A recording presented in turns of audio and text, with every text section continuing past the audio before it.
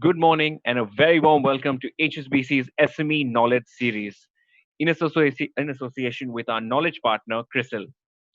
Today, we look at an in depth look at the Indian healthcare, diagnostics, and pharmaceutical sectors in our session titled RX for Recovery in Uncertain Times. Now, before we start the session and I hand over to my first speaker, a few housekeeping rules.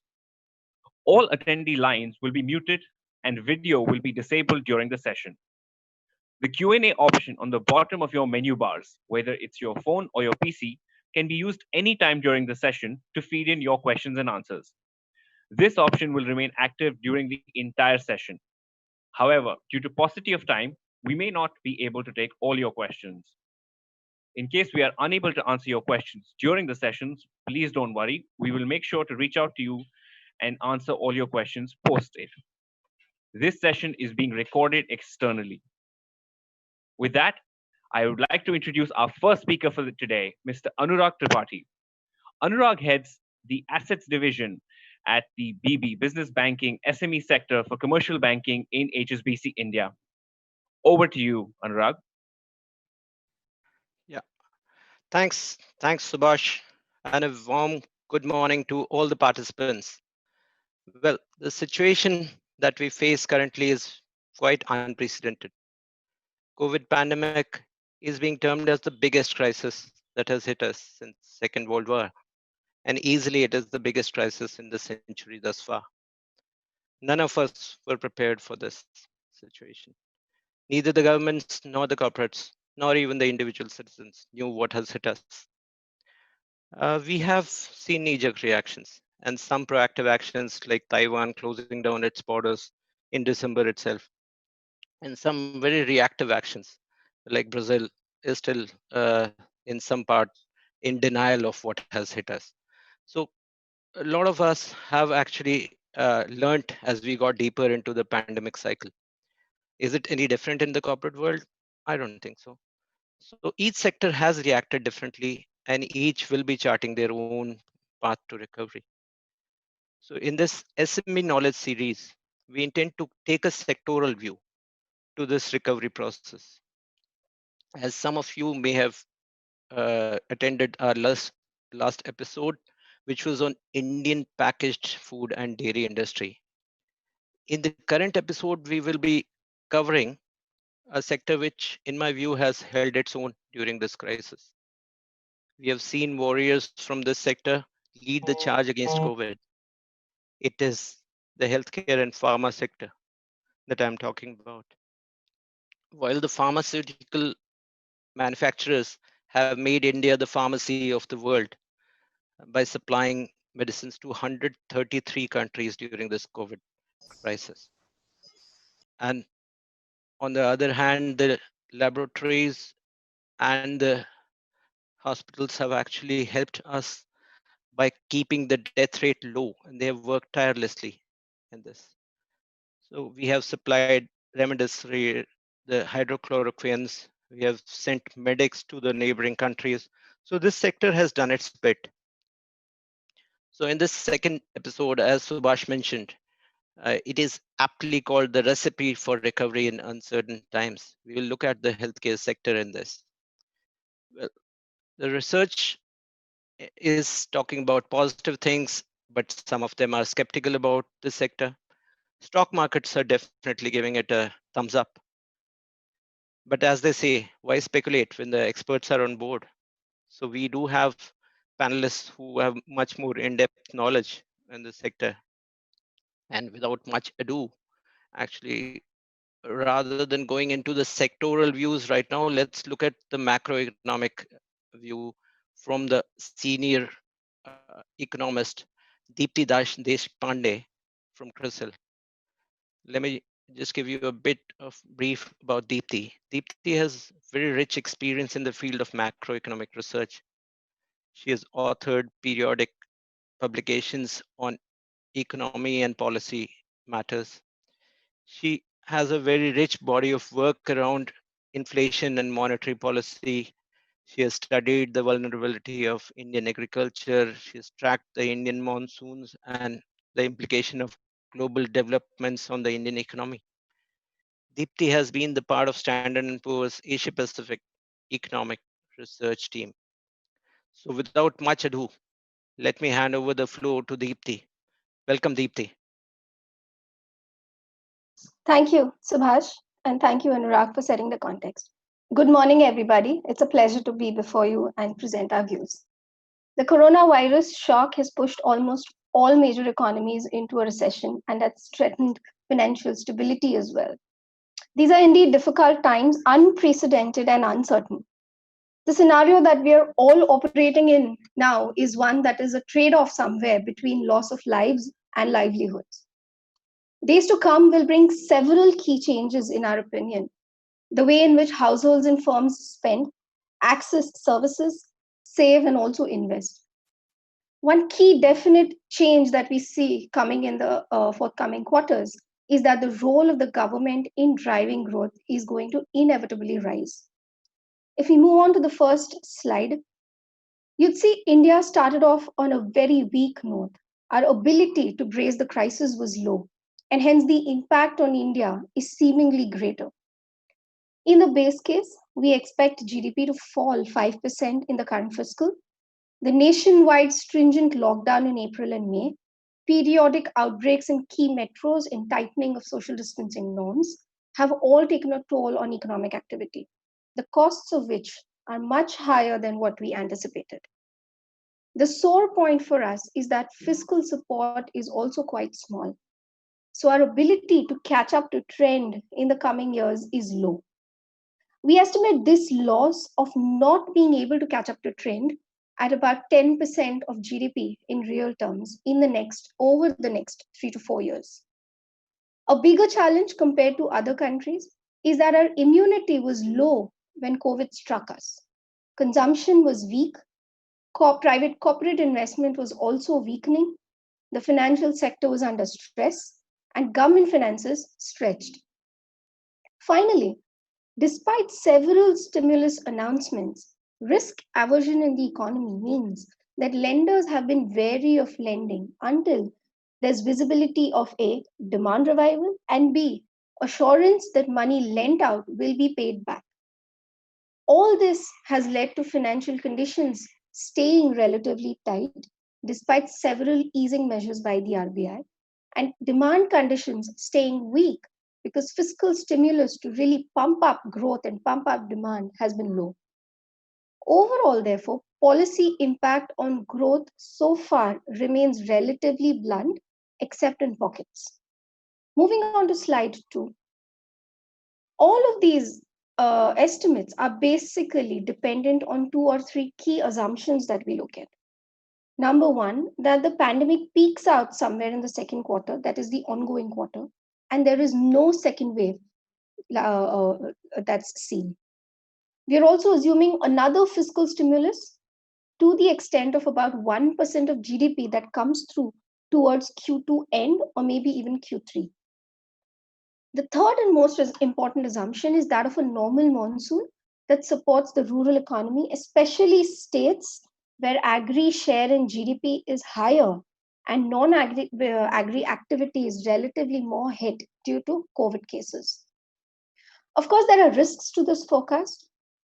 Among many others, 2 key ones are the fact that if there's longer time taken to contain cases, or in case of a second wave, just like a couple of other countries are witnessing, and second, worsening of stress in the financial sector, which would otherwise lubricate the economy.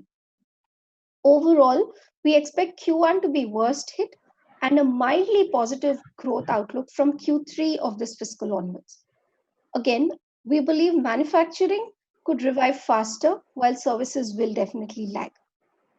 Beyond this, we believe fiscal 2022 will see a growth spurt of about 8.5% on a weak base, some fiscal stimulus impact, a little bit of pent-up demand that shows up, and a rising tide effect that's seen as the global economy also sees a wave of a growth spurt. With that, I will end this brief on macro and hand over this presentation to my colleagues to get deeper into the healthcare segment. Thank you. Thank you, Deepti. Good morning, all, healthcare remains the prime focus of all stakeholders in the current economy. However, over the last 3 months, there has been a divergent trend between government spending vis-a-vis revenues of private players. During the session, we'll focus on key pillars of healthcare ecosystem, which will include pharmaceuticals, hospitals, and diagnostic laboratories. So before we get into details of each vertical, let's see the macro perspective of healthcare infrastructure in India.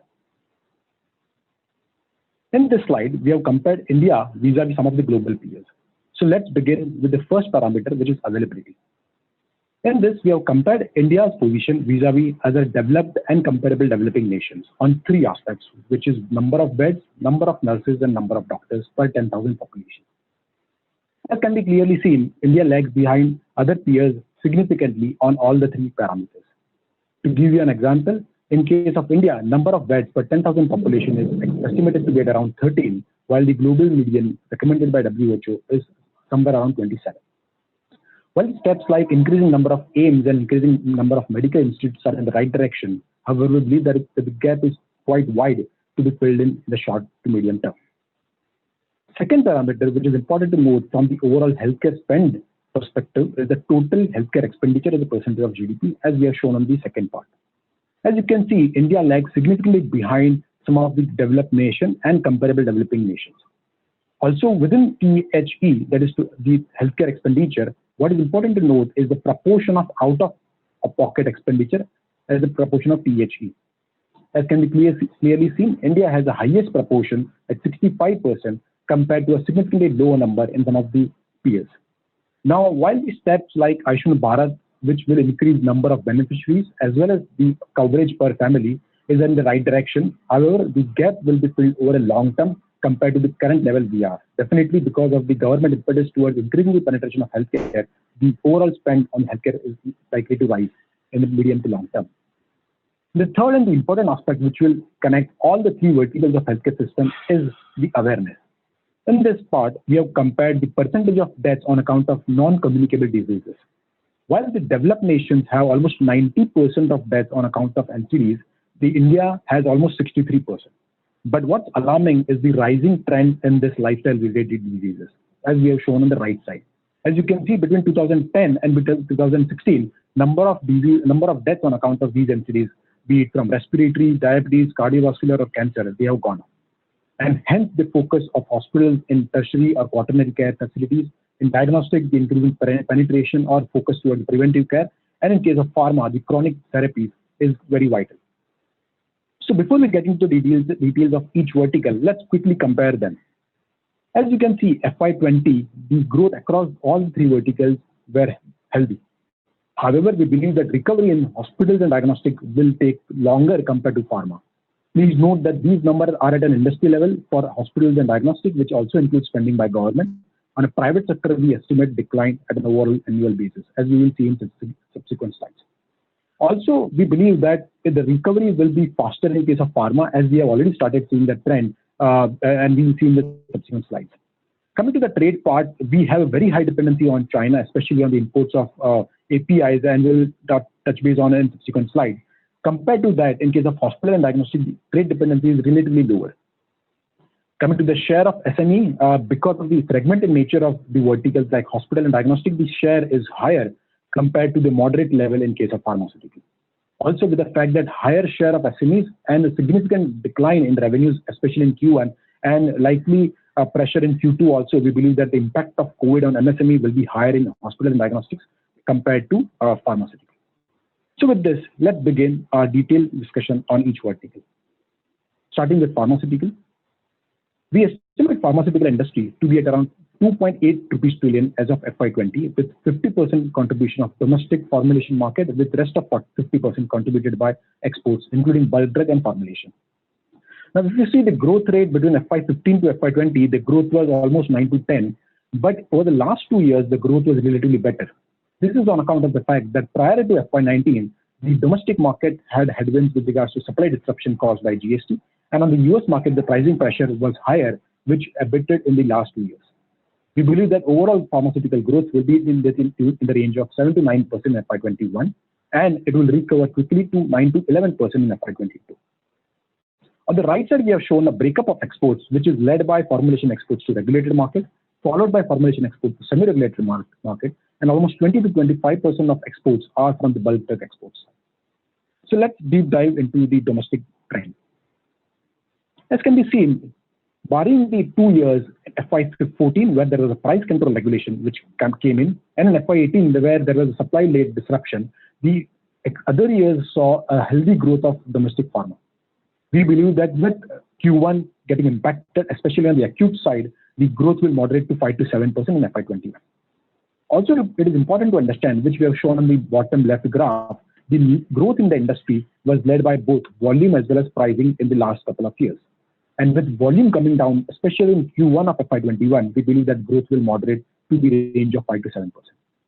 Also, as we saw in the previous slide, the trend of NCD is alarming at an India level, especially in the urban region. And that's where the focus of major players has been increasing. As you can see on the bottom right side, the trend in share of players towards the chronic therapies has increased between FY15 to FY19.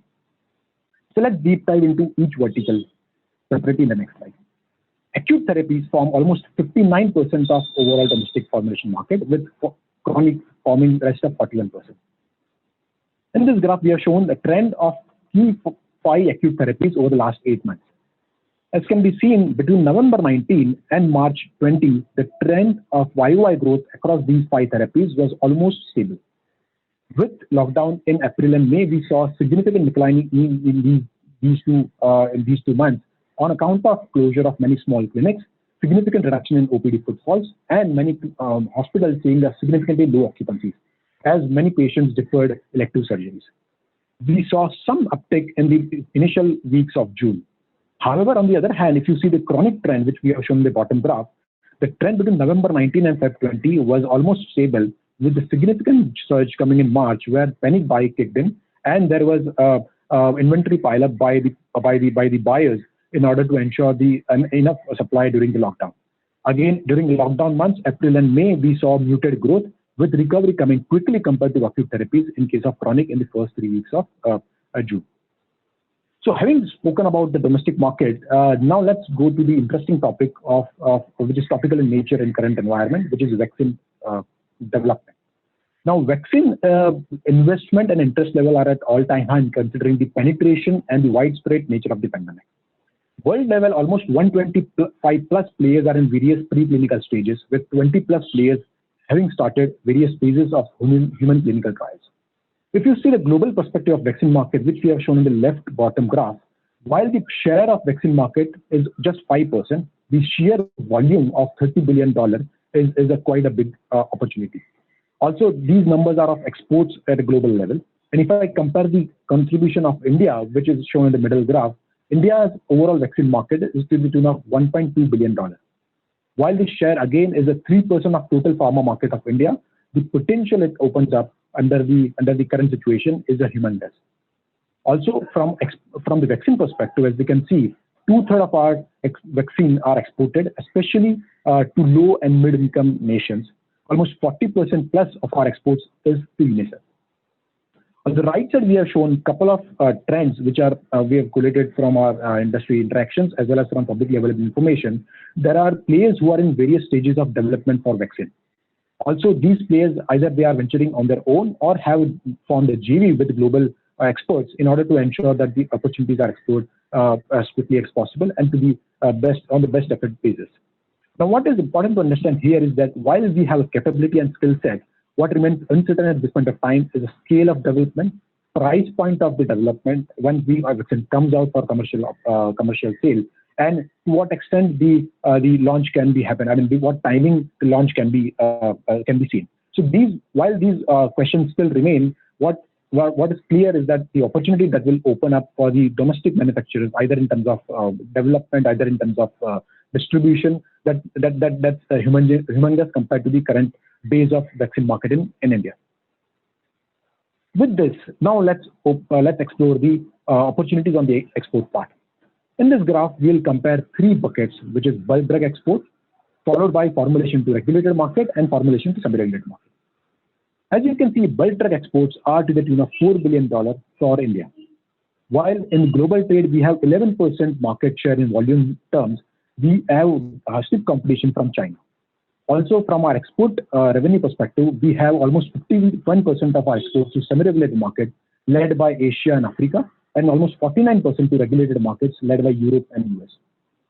In this, we face competition at a global level from some of the countries like Ireland and Switzerland as well. Coming to the second bucket, which is formulation exports to regulated markets, we have India total export of $9 billion as of FY20 under this vertical, with volume share at 3%, similar contribution coming from China in a global trade. Here we face a stiff competition from countries like US and EU, but those are typically in the innovator or patented drug category, and we are into the generic drug exports. So where we are competing with China. Again, from our export perspective, the revenue exposure to US is very high at 70%, followed by Europe, which is at 23%. Coming to the semi-regulated market, which is at $7 billion as of FY20, we have volume share in global trade of 19%, with the competition coming in from China at 32%. Again, the exposure is high towards Asia and Africa, contributing almost 75% of total exports. So as we can see, in all the three global trades, we have a good share at the current level, while we continue to face competition from some of our peers as well. So now let's see the revenue outlook for each of the vertical in the next slide. Beginning with exports to formulation exports to regulated market, over the last 2 years, we saw that revenue growth was to the tune of 15% CAGR. We believe that the growth will come down to the level of 11 to 12%. In the US market, players are exploring the niche molecule opportunities, the specialty products, and the patent expiry opportunities that will come over the next couple of years. Also, the increasing penetration of generic drugs in the EU opens up opportunities for players who are focused towards EU market.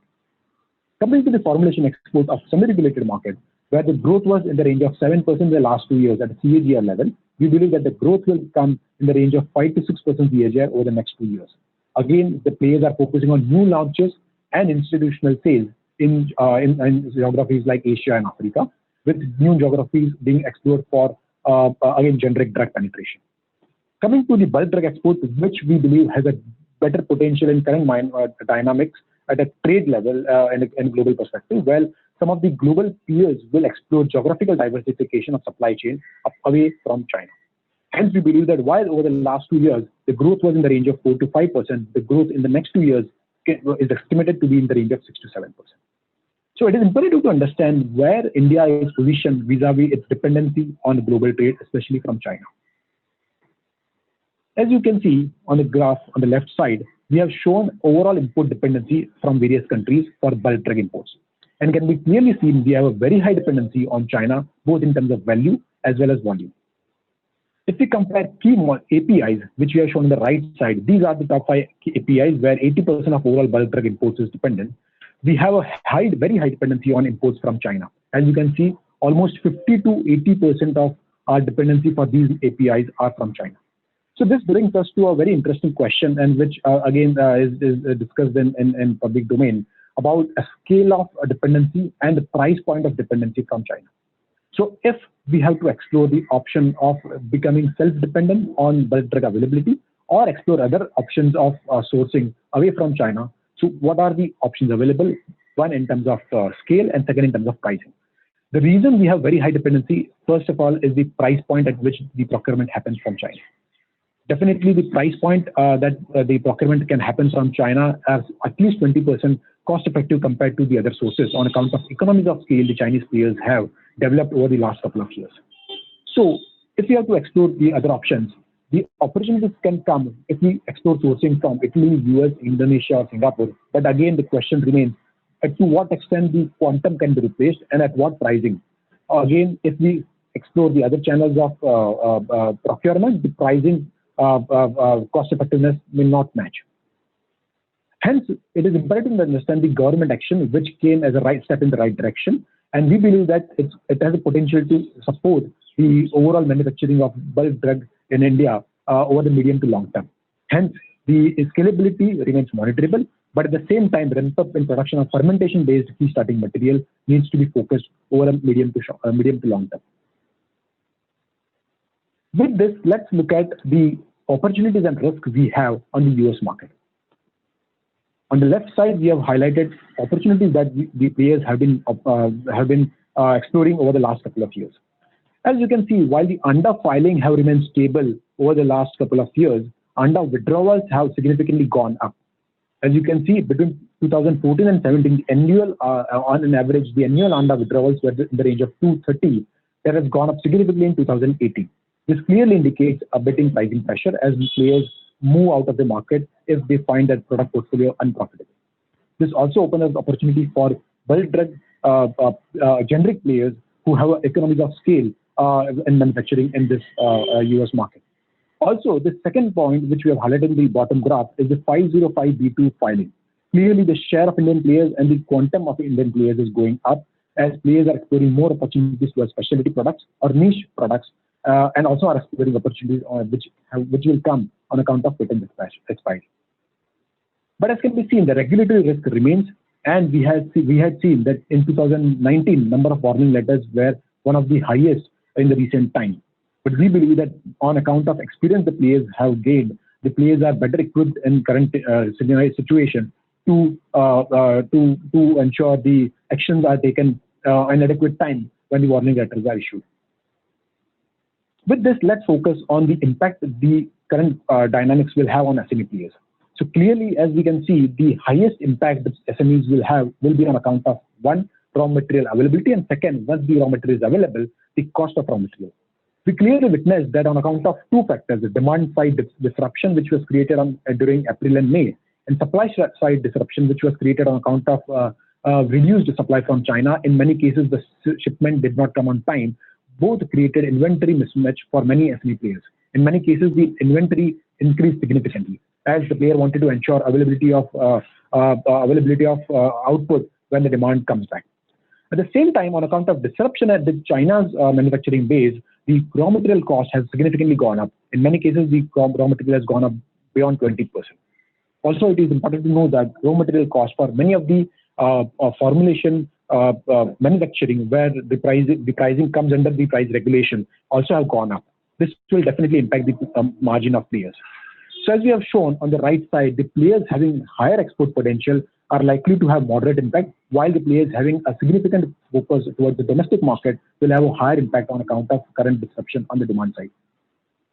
If we come to the financial of these players, we believe that EBITDA margin of these players will be impacted again on account of increase in raw material and muted demand on the revenue side. This will also impact the working capital as players try to mitigate the risk of uncertainty on raw material side. At the same time, demand has not yet come back to normal levels. So inventory management remains critical at this point of time. And the observation is almost similar for formulation SMEs on the first half of the slide as we have shown. Similarly, on the bulk drug SMEs, the aspect of unavailability of raw material and the cost of raw material remains monitored. With this, let's quickly focus on hospitals, which is a key second pillar of healthcare ecosystem. As you can see, in FY20, we estimate overall healthcare hospital industry to be at 4.3 trillion rupees, with higher focus coming from private sector spending. In the past, the overall spending in the private sector was significantly higher compared to the spending that was seen from the government side. However, we believe that in FY21, because of deferment of elective surgeries and reduced OPD footfall, we believe that overall revenue for private sector are likely to decline by 10 to 15%, with significant focus coming in from government healthcare spend. And there are reasons for that. One, government has already proposed 150 billion rupees of fund to fight COVID, of which almost 50% spend will be done in FY21. We are already seeing that spend, especially in the month of April and May. Large part of treatments for COVID, as well as the spending on the lab testing for COVID patients, was done in the government facilities, with June seeing some of these treatments and lab testing being carried out in the private hospitals. Also, with the fact that declining walk-ins, as you can see on the right side, with elective surgeries being postponed, in many cases the postponement might come in only in the initial months of Q3. We believe that there is a significant erosion of revenues that have already happened in Q1 and is likely to remain under pressure in Q2 as well. Our interaction suggests that in many cases, the hospital occupancy dipped to the level of 25 to 35% in the initial months of FY21. So if we compare the four key dimensions of hospital, as we have shown on the right bottom, medical tourism is likely to be complete washout for the entire year, with surgeries which are likely to remain under pressure in H1, OPD cases likely to come back to normalcy only in the end of Q2 of FY21. We believe that the overall financial matrices of hospital players will remain under pressure, especially in H1. However, there is a potential where if number of cases increase toward the private facilities, the COVID treatments can support revenues for these private sectors. But again, the price capping and the receivable days from government remains monitorable in this situation. So with this, let's look at how different recovery will be across different business models. Traditionally in India, these are the three business models which are adopted by players. On the extreme left, as you can see, the large super specialty chains who are typically operational in metro cities and have a focus on higher order specialties work on a value-centric model. For these, emphasis on higher order specialties is a prime reason for a higher ARPOB. Also, the focus comes only also on account of treatment that comes from medical tourism potential. We believe that against this, the volume-driven approach, which is typically a focus of on affordable care, which is focused toward the tier 2 location and beyond tier 2 location, and the specialty focuses on secondary care and lower level of tertiary, the recovery would be faster compared to the value-centric model. Please note that the SMEs, while they are present across the value chain, all the three business models have a decent presence of SMEs. The concentration of SMEs is large in volume-driven model. If we again focus on the geographical spread, which we have shown on the right side, while almost 54% of COVID cases are concentrated towards top 6 to 8 metros, the rest of 46% of COVID cases are distributed across multiple cities. And hence, as we see easing of lockdown happening faster in these locations and have high dependency on government schemes, we believe that recovery will be much faster for these volume-driven hospitals compared to the one where the dependency on government scheme is low and the paying capacity is high, but the occupancy remains monitorable under the current situation. With this, let's see the focus the SMEs will have in FY21, especially in the financial side. We believe that while the EBITDA margin over the last couple of years remained in the healthy double digit, the pressure will be significant in FY21 with erosion of margin to the tune of 300 to 400 basis points coming in. This is on account of the fact that while revenue has significantly eroded in H1, the fixed cost obligation for these players continue. This will also impact the interest cost and subsequently the working capital as the pressure comes in case of payable and the receivable gets extended. With this, let's focus on the trends that have clearly emerged on account of COVID pandemic. The first one is the telemedicine, where almost all players have adopted this very quickly on support of digital platforms. Even before COVID, we were seeing a trend where larger players were focusing towards tier 2 and tier 3 expansion. And within metro cities, the focus was shifting towards a few specialties, oncology, orthopedic, and urology. On the opportunity side, across all entire value chain of healthcare, we believe that Ayushman Bharat brings a volume impetus to the sector, and we'll get into the details of that in subsequent slide. As you can see on the left part, the Ayushman Bharat brings a volume-driven impetus, both in terms of increasing the healthcare penetration by covering more beneficiaries compared to the previous state coverage, and also increasing the insurance amount per family from the additional 1 to 3 lakh per family to 5 lakh per family now. Also, the focus of government shifting from curative to the preventive one will support the overall claim ratio going up, which we have shown on the right side. In the past, typically the corporate or individual schemes have seen a claim ratio of 7 to 8%, while in case of government scheme, this is based on state government experience in the past, has typically remained in the range of 1 to 2%. We believe that with government focusing on health and wellness centers, this is likely to go up, and hence the overall demand volume will come into the system. But the scheme remains monitorable on two aspects, which will decide the participation of private players. One, several private hospitals have highlighted the concerns over package rate, which in many cases does not even overcome the operational cost of many hospital chains. And two, the fiscal position of many states remain monitorable as increased spending on healthcare will put further pressure on their financials. However, on the challenges side, there are two critical points that players will evaluate. One, viability of PPP model, especially when penetrating in the rural location. Unless until there is a significant proportion of viability gap funding that will come from the government side, the rural mode of operation remains monitorable. And the second point is the regulation that will come in, that could come in, being the nature of the industry. We have already seen the regulation in pricing of drugs, regulation in pricing of stent and knees, and regulation in the pricing that could come in the diagnostic space as well. So we believe that the challenges remain in terms of overall sensitivity to the regulation part. With this, let's come to the last vertical that we would discuss for today's session, which is the diagnostic. This sector has a very high sensitivity with regards to the overall development in the healthcare, that is the hospital segment. With the decline in hospital treatment and footfall falling significantly lower in OPD cases, we believe that private sector revenues will dip again to the tune of 10 to 15% in FY21. However, spending from the government side, especially on increased testing for COVID, will bring overall spending on diagnostic lab to the range of 0 to 3% growth compared to the previous year. We estimate FY20 market size for the overall diagnostic industry to be at around 695 billion, which has witnessed healthy growth over the last couple of years. But again, once this situation normalizes, this entire value chain will be one of the quicker to come back to normalcy. We believe that in many cases, even the large chains have witnessed a significant footfalls, a reduction in footfalls in the months of April and May, and revenues have dipped sharply in Q1 of FY21. This has also led to cash crunch for many small-sized SME diagnostic players who are facing significant issue in terms of ensuring a fixed cost obligation for Q1 of FY21. Focusing on their financials, again, as we discussed, the EBITDA margin will remain under pressure as revenues are likely to remain under pressure for the entire H1. This will also put pressure in terms of EBITDA margin, which we believe again will sharply erode by 300 to 400 basis points. This will have a repercussion on other metrics like interest coverage, debt to EBITDA, where short-term requirement might go up in order to ensure fixed-term obligations are met. And this will also ensure that working capital management remains critical. Coming to the trends and opportunities, even before COVID, the industry was witnessing the consolidation in the industry as pricing pressure was clearly visible, and many hospital chains and life sciences companies also venturing into the diagnostic vertical. We also started seeing investments from the technology-enabled companies, especially in the preventive healthcare and led by variable market.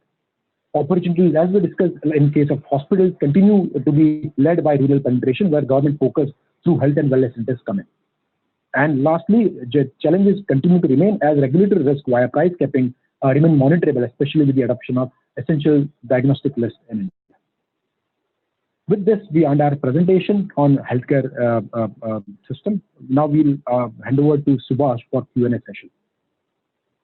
Thank you so much, Sehul, for taking us through three major sectors in the healthcare domain and for doing so quite succinctly. I already am seeing a lot of questions coming in. I would like to remind all the participants today that please use the Q&A option at the bottom of your screens, whether you're on PC or your mobile phones. This is how you can ask questions to Sehul and the CRISIL team. So I'm going to start with the first question. This is, I think, for Deepti and you both, Sehul. So I'll pose the first point to Deepti. How quick do you expect the recovery in the general economy to be? And more specifically from the healthcare sector? Do you find that there is some sort of enthusiasm with expected new markets potentially in a global perspective? Yeah, thank you. I'll let Sehul handle the second part. On the first part, like I mentioned in my talk as well, we expect the first quarter of this fiscal to be the worst hit. So our estimates suggest a 25% drop in GDP in the first quarter. The issue essentially is that peaking out of cases is yet to be seen. So economic activity in states will continue to, suffer prolonged disruptions because restrictions will last longer. So as we go on, we are also expecting the second quarter of this fiscal to see a mild contraction. As recovery picks up, we'll need to get back to pre-crisis level. So somewhere we believe Q3 onwards, we should start seeing a mild positive in terms of GDP growth numbers. To be fair, it's not just industry which is facing the blow from COVID. I think the bigger issue is that services like education, airlines, hotels, travel, tourism, etc., and also some very key community-related services are expected to continue to see a big hit in the quarters to come because there will be social distancing that's practiced. Now, the issue with India is essentially that these are large employers, and therefore there's a bigger reason to worry. All of this, therefore, will have an impact on demand. Moreover, we shouldn't forget that households will be cautious, businesses will be cautious. There's been loss of incomes, mostly at the household level. So there'll be higher propensity to save. So that means demand will take time to come back. So this is how we essentially see Q1, Q2, Q3, and Q4 unfolding before we see a growth spurt in fiscal 22, which will sort of die out in fiscal 23. So with that, I'll hand over to Sehul to take on the next part of the question. Thank you. So continuing to the point that Dipti mentioned, I think the recovery curve across different sectors will be quite different. And we believe that healthcare will be one of the quick sectors to come back to normalcy. And the reason being, unlike other sectors where the discretionary spend is high, or people can defer the spending if not required. In this segment, beyond the point, even the elective surgeries cannot be deferred for too long. Within the healthcare, we believe that the pharma will be, as we saw in the presentation, the pharma will be one of the quicker verticals to come back to normalcy. But again, within hospital and diagnostic, we believe that Q2 may not come back, may not see normalcy coming back to the level of pre-COVID. Good indicators are that some of the numbers that are available in public domain for Ayushman Bharat. So if I can share a few numbers, pre-COVID per day admission on the Ayushman Bharat in India level was in the range of 25,000 to 28,000. During lockdown, April and May, the numbers reduced sharply to the level of 9,000 to 10,000 per day. And the recent number that have come are already seeing a rise to the tune of 19 to 20,000 per day. So as we discussed that, as the relaxation come in terms of movement of people, which is critical for healthcare delivery in rural areas where a transport facility requirement comes in. So that once that relaxation comes in, once people start getting access to the available healthcare system, I think that normalcy curve should come in. But within that, as we discussed, the city level hospitals might take longer compared to the rural penetration or volume-driven approach on account of extended lockdown, or also on account of higher dependency on high-end specialty treatments, and also dependency on medical tourism.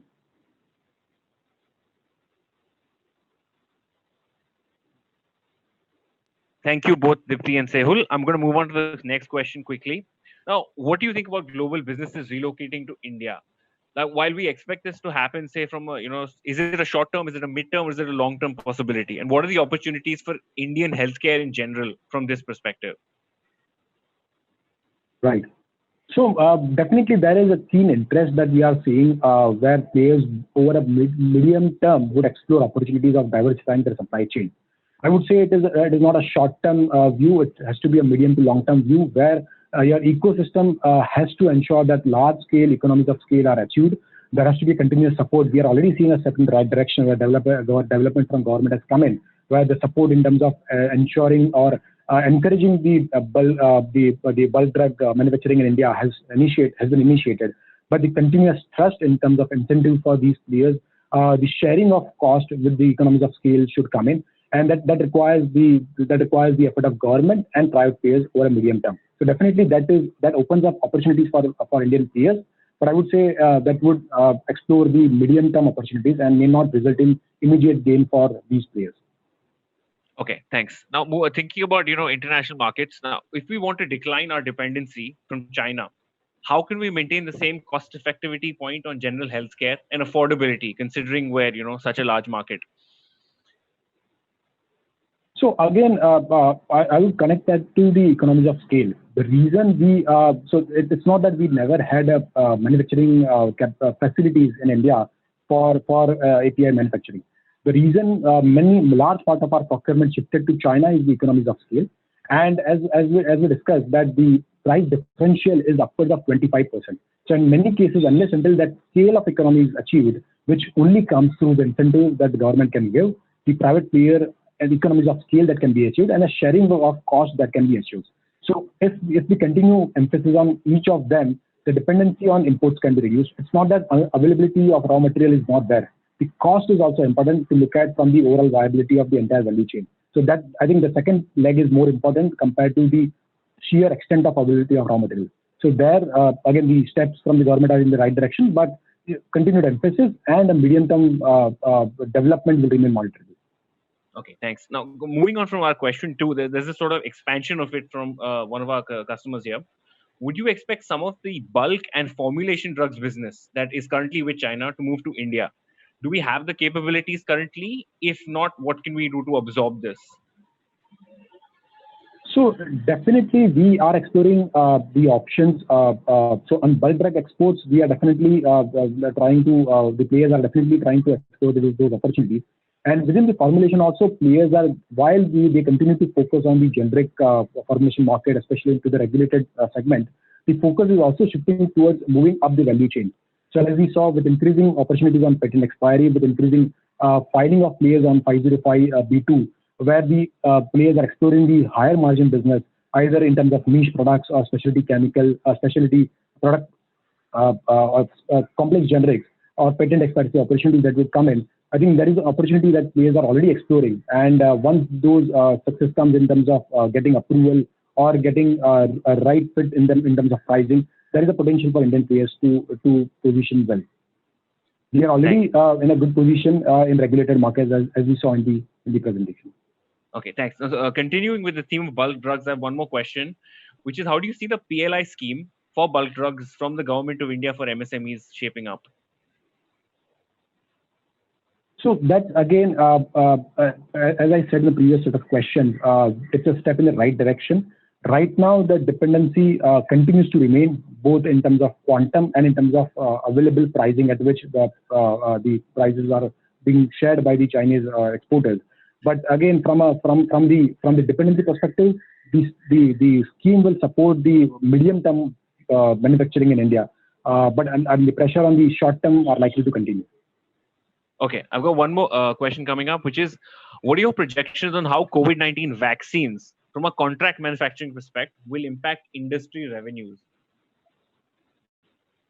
Okay, so I would reserve comments on that on account of a couple of points. While we are already seeing that two players are in the first phase of human trials, which have got approval, what remains uncertain at this point of time is the pricing of the product, the scale of operation, and the penetration at which the vaccine can be made. While the base of vaccine market in India is very small, is almost 3% of overall pharmaceutical industry, if the opportunities come to Indian players, that opens up a humongous multiple to the existing base of vaccine market. So I think there is a potential for vaccine market to multiply from the current base. But what remains monitorable is the timing of vaccine, price, and scalability. Okay. Another interesting question here. What role do you see health tech, especially startups, play in the current times? It's actually a very significant one. While the base is very, very low, we are seeing good growth, especially with the awareness coming in, with penetration going up, increasing in the urban zone specifically. So one of the trends that we showed in the presentation clearly indicates that the wearable market, the predictive analysis is what is supporting the growth in all the three verticals.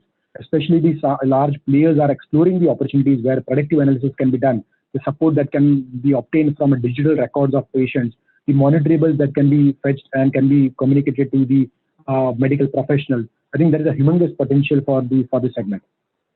And also the support that the private equity investments have already put in. The investment will support the growth and penetration, especially in the top metros of India. Okay, I've got a question coming from Deepti now. With the ongoing political crisis with China, that could add to an economical side as well.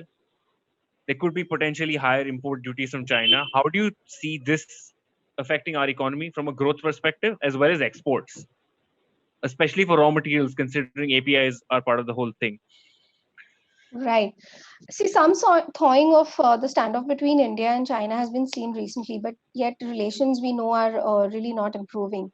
We've also seen some curbs on and restrictions in specific sectors, roads, highways, power, select other sectors. But trade curbs have not significantly happened so far, because perhaps trade tariffs can be costly for India as well. For most of the sectors, one of the bases for trade is proximity and costs. So it can be difficult to at least substitute in the short term. So for the time being, significant impacts on trade is not quite expected. Okay, thank you. Now, there's a question directly for Sehul. When you say that the prices difference of an API is 20 to 25%, can you share what your comparable benchmarks are and whether there's any alternative sources that can give enough quantity as per demand in India? Okay. So the prime reason, again, I'm comparing most of the, I'm comparing the range for raw materials across the APIs that we import, which also includes some of the APIs that are used for manufacturing of drugs under the price control regulation. Because there are a couple of reasons for the price differential. I'm comparing the domestic manufacturing prices vis-a-vis imports that come from the Chinese players. So there are a couple of reasons. One, the economies of scale these guys have. Second, the differential in case of operational costs the Indian manufacturers have vis-a-vis the Chinese players. So yes, there is a differential at this point of time, and it is very difficult to replace completely both quantum and at the same level of pricing to shift to other options like we saw like US or Italy. So I think from a current timeline perspective, it will be very difficult to completely replace our sourcing base. Okay. Now, how fast do you think Indian companies will be able to replace China on a domestic dependency perspective? Like, what's your outlook on that? So frankly, I think it's difficult to comment right now. Two aspects remain monitorable. How the pricing evolve on the procurement side, and second, how quickly we are able to come back to our domestic dependency. So obviously, it's a function of the support that government gives and the support that the private players will get in terms of their manufacturing operations. So I think it remains monitorable. It's difficult to put timeline right now on the overall development. Why? I mean, at what point of time we will shift completely from China dependency to the domestic manufacturing? It's definitely not a short-term view. We will continue to have dependency because of the large base of pharma industry in India, where there is a dependency not just for pharma, but in fact for many consumables within the hospitals and diagnostic also, we have very high dependency on Chinese imports. Okay, now we have another question coming. Which do you see the possibility of the regulation of price by the government of India for identified KSMs, APIs under the PLI scheme? Possible. The price regulation have come in the entire healthcare value chain in the past, not just for the drugs, but even for the hospitals where the stents and knees were price capped. Then there was also a regulation where the discussion is going on the capping of some of the key tests, and we are already seeing that in case of COVID cases, both in terms of testing as well as the treatment cost coming in some of these states. So yes, there is a potential of regulation coming in capping of input prices as well. Okay, thanks. I'm going to take the last question for today, Sehul, before we move on to the customer feedback poll. To all those people who your questions, if we were not able to answer them, please do not worry. We will be reaching out to you post the session. So the last question, Sehul. Do you recommend that we could look at JVs in the medical equipments manufacturing setup, especially with foreign inputs? Yeah, I agree. So within medical devices, we have a very, very high dependency on imports, especially if I quickly divide that into three to four verticals, consumables or implants or the reagents or chemicals, and the last part, which is a high in terms of value, is the medical equipment.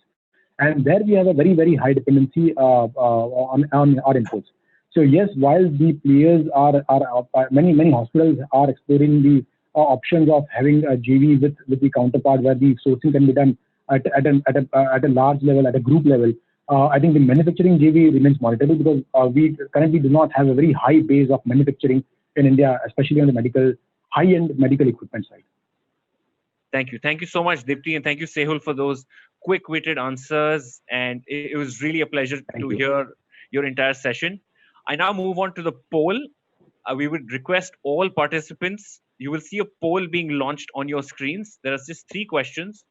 We would request you to answer these, and this helps us improve future sessions. We have a lot more sessions coming up as part of the HSBC SME Knowledge Series, as part of with our CRISIL, our knowledge partner. I see some answers already coming in. I would request all participants to help us with the poll.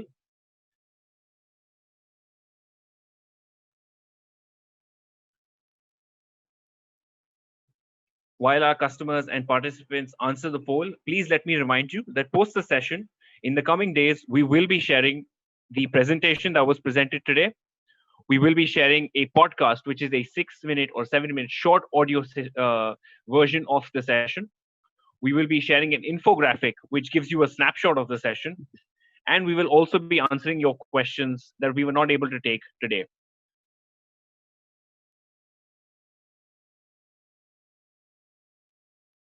We're just going to give it a minute more on the poll before we move on to our closing comments.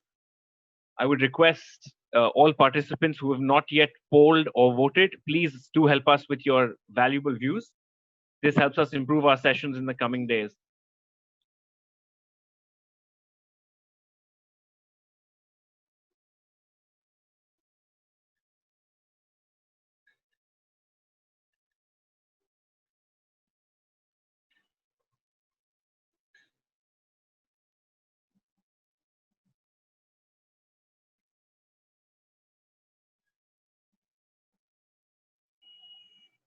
Okay, thank you to everyone who polled. With this, I now hand over to Isha Chaudhary, Director at CRISIL, for the ending notes and to tell us more about the coming session. Hi. Thank you, Sehul and Dipti, for the very interesting macro and sectoral insights. To conclude, healthcare is one of the sectors, where we have seen that that the depth of impact has been relatively lower vis-a-vis other sector, and we also see a very faster recovery from the challenges presented by the global pandemic. Although there may be some hiccups, the industry, however, we believe is well placed to tide over the short-term challenges, given that the structural drivers for long-term story are intact.